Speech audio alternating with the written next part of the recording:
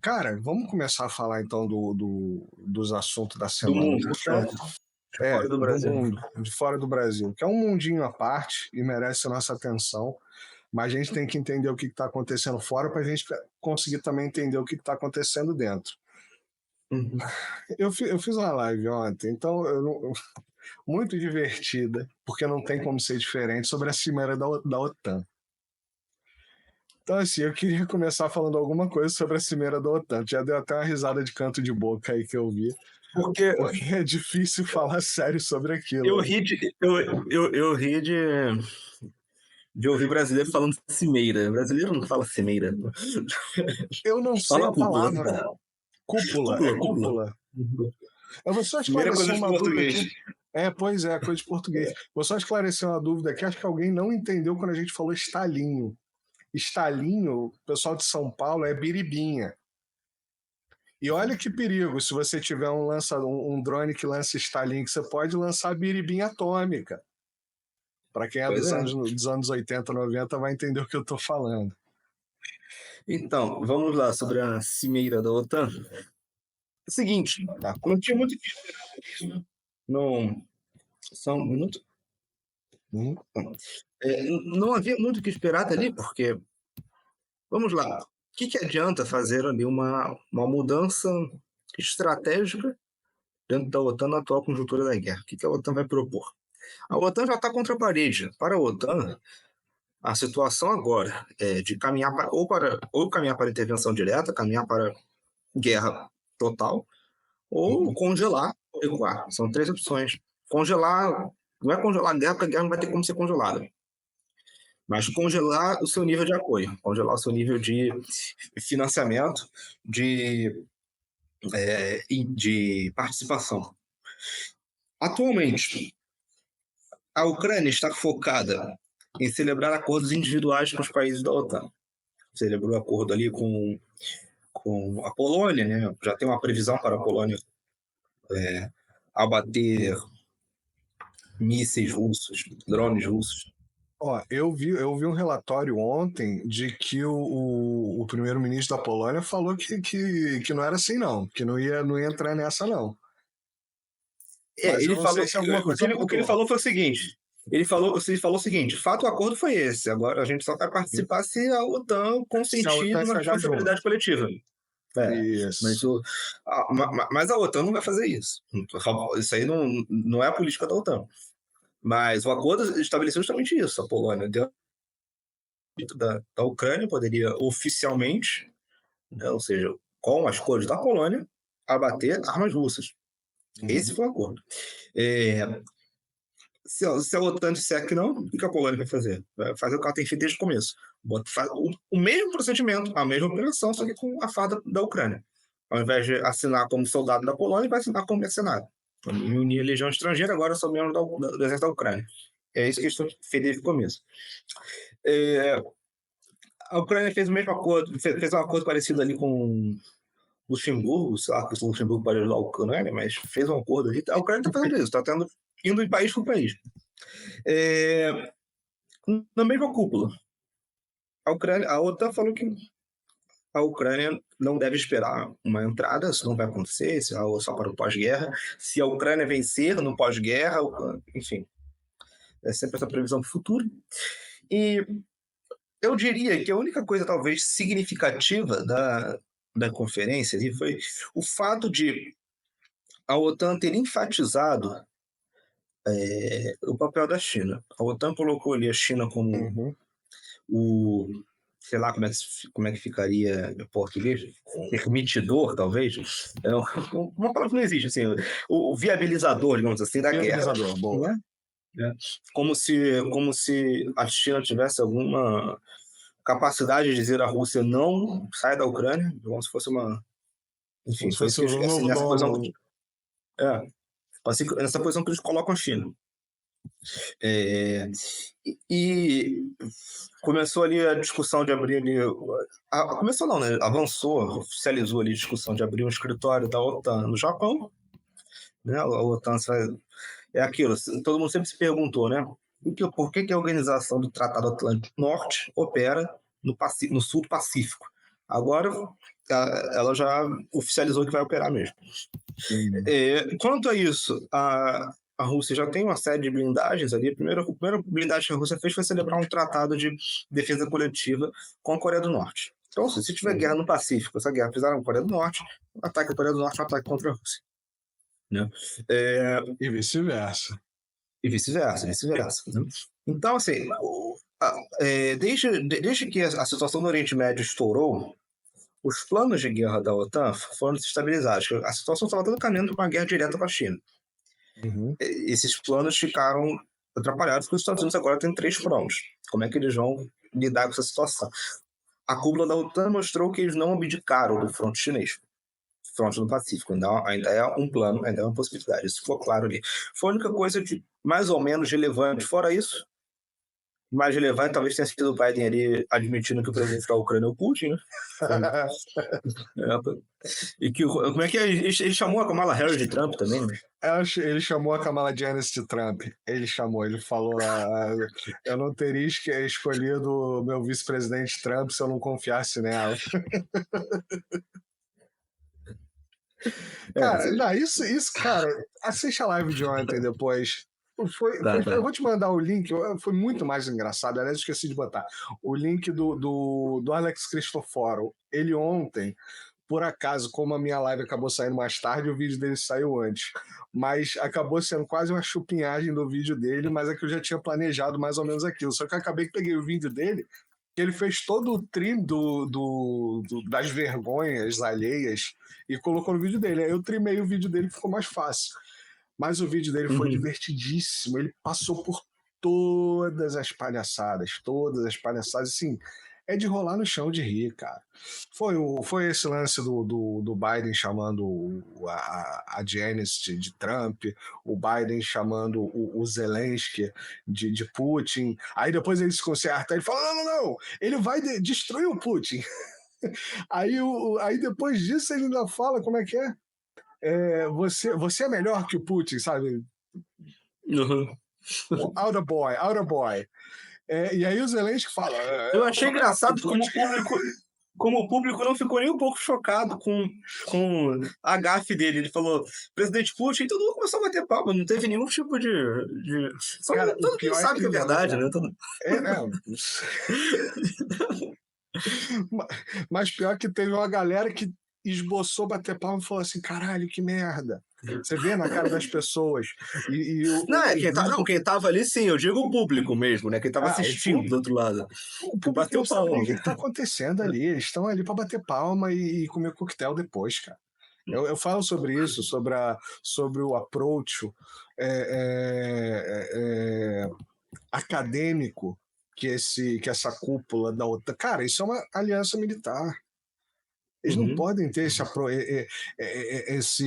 approach acadêmico, sabe? De rodinha de debate, sabe? Isso é uma palhaçada, cara. Isso é uma palhaçada. Você vê os vídeos da Kaia Kallas, aquelas 4 cadeirinhas com um copinho de água, microfone. Porra, maluco. Dá pra respeitar um negócio assim? Não dá, cara. Não me leva mal, não dá, eles não são nada. E no fundo você discutindo com toda a elegância do mundo, com toda a cientificidade, que o melhor para a Rússia e para a sociedade internacional é que a Rússia seja dividida em 195 etno-estados para libertar as etnias que vivem ali na Rússia de forma oprimida, porque a Rússia é o último estado colonial do mundo. É o último. A Rússia coloniza os russos e os Rossianos, né, os outros povos. Os 195 povos que vivem na Rússia são colonizados. Então, pelo decolonialismo, a Rússia tem que ser dividida em 195 espaços. Isso é uma discussão muito científica, é a forma como eles tratam, né? É normalizado. Você fazer um tipo de discurso como esse, em que um país báltico totalmente irrelevante propõe que a maior potência nuclear do mundo seja dividida em 195 países e ok, tá tudo certo. Não tem nada de mal. Se fosse, sei lá... Pode falar. A parte mais interessante disso é que talvez se você dividir a Rússia em 195 etno-estados, todos eles seriam maiores do que a Estônia. Não, isso não é muito difícil, cara. O Chumeia deve ser a maior questão, né? Olha, se é maior eu não sei, mas acho que a população tá batendo perto. Não, mas eu peguei, eu fui no Google para pesquisar isso. São 54 mil quilômetros quadrados. Não, 48 mil quilômetros quadrados. O Rio de Janeiro são 54. Uhum. A Estônia é menor que o Rio de Janeiro, que não é dos maiores estados brasileiros. Sim. Não é mesmo dos maiores. É um dos menores. É dos menores, pois é. O sentido existencial dos países bálticos é justamente impedir que o Ocidente mais teme, que a Rússia chegue até a Alemanha. Esse é o objetivo. Quando veio o desmantelamento da União Soviética, o fim do comunismo, etc., essa foi a grande preocupação das agências de inteligência ocidentais na época.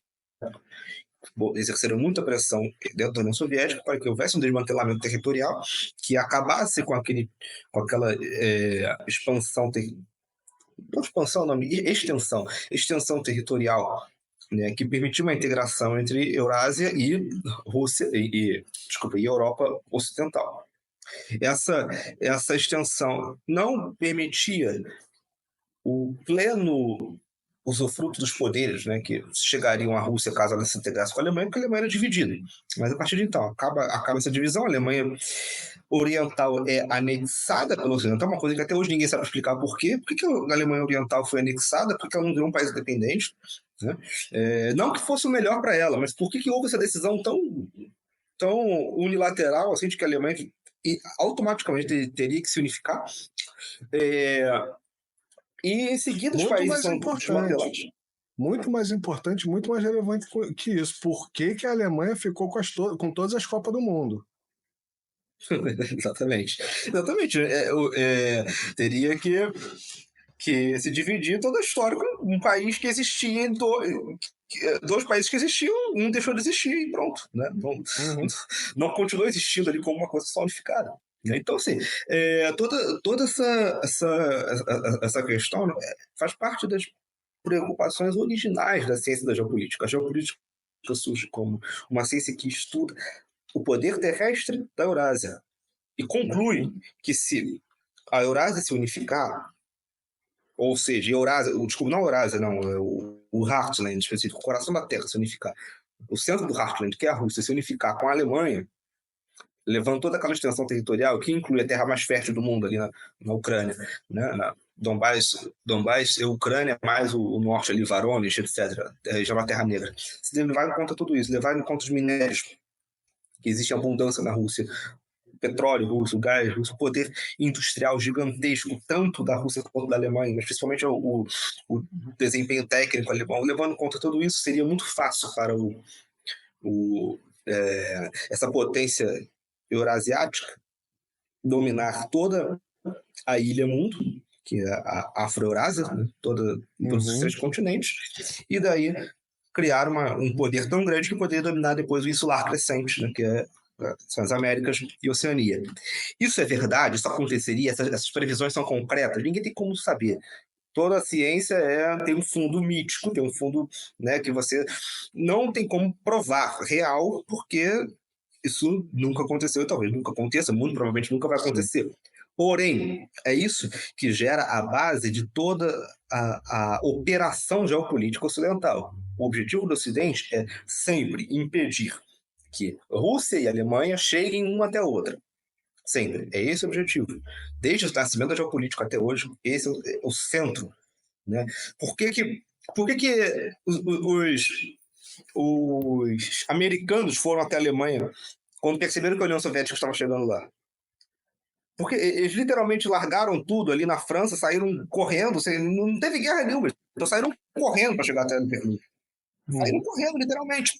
Queriam que a Alemanha inteira virasse Rússia. A divisão da Alemanha foi isso. E toda o desenrolar da geopolítica desde então tem tido esse mesmo cerne, impedir que Europa e Rússia se tornem uma só.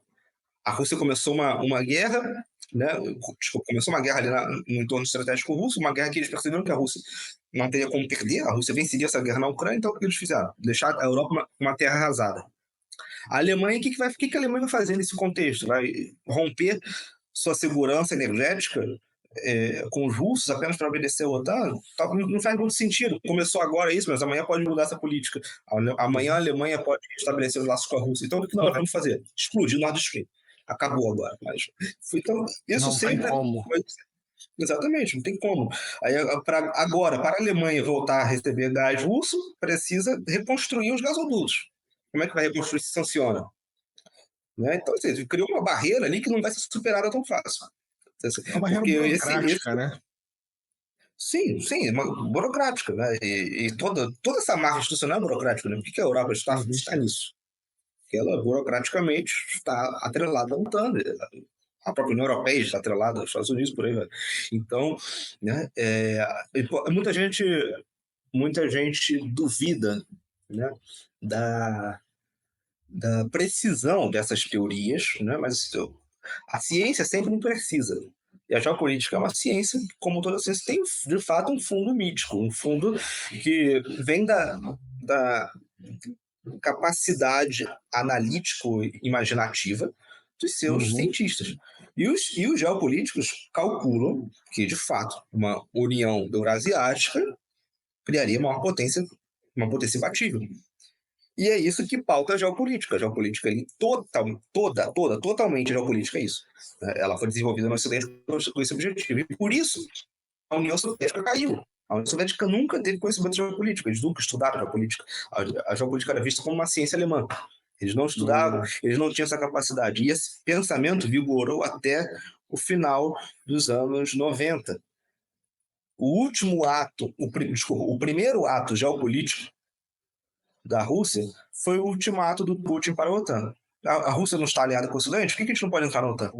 Ele perguntou aos americanos. Os americanos disseram, não pode, não deram resposta nenhuma. Mas a resposta está ali. Eles nunca aceitariam a maior potência eurasiática na OTAN na sua totalidade territorial. Para a Rússia entrar na OTAN, teria que se dividir em tantos etnoestados. Porque entrar na OTAN não significa nada. Daqui a 4 anos, muda o presidente, 6 anos, 5 anos na Rússia, acho que são 5 anos, muda o presidente, a Rússia não está mais aliada com o Ocidente, pode sair da OTAN e vai continuar sendo o que ela sempre foi, o maior país do mundo, uma potência nuclear do mundo. O que adianta? Então era essa a condição. A Rússia pode entrar na OTAN desde que se desmantele territorialmente. Vários países entrarão, não a Rússia como país. E isso Putin não aceitou. Aquele foi o primeiro ato geopolítico da Rússia. Primeiro, a consciência de que a geografia russa determina que ela sempre será inimiga do Ocidente. Nunca amiga, nunca aliada, nunca vai existir essa coisa de Rússia na OTAN, Rússia amiga dos Estados Unidos, nunca. A geopolítica é essa ciência que trabalha com conceitos permanentes. A geografia não muda, a política muda, a geografia não, a geografia é estática. E a condição territorial, a condição geográfica russa torna ela obrigatoriamente o destino russo a ser o rival do Ocidente, sempre.